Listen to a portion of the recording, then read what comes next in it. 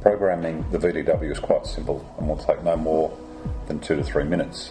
Most sites want automatic release times programmed for cleaning hands followed by sanitising hands. For the cleaning solution, press the Data Set button and hold until User, then You and 1 appear in the display panel. Push the Dispense button and the number 1 on the left-hand side will flash.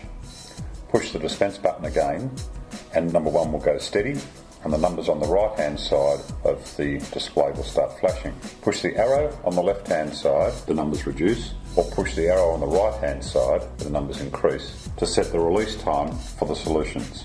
Most sites will choose to release both waters for between 8 to 10 seconds. Push the Dispense button to lock.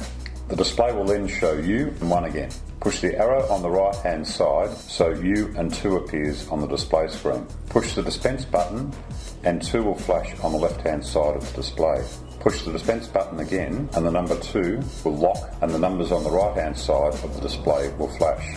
Push the arrows on the left, numbers reduce, or on the right-hand side, numbers increase, to set the release time for the sanitising solution.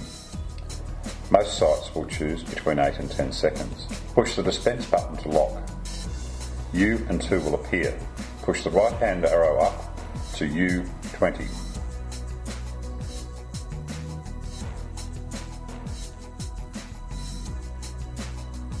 Push the Dispense button, number 1 will flash.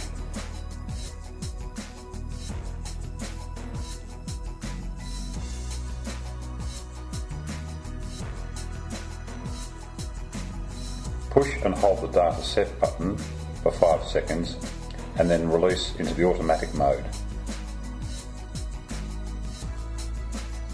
Wave hands across the sensors on either side of the VDW to turn it on, and it will automatically release cleaning solution coloured blue followed by sanitising solution coloured red.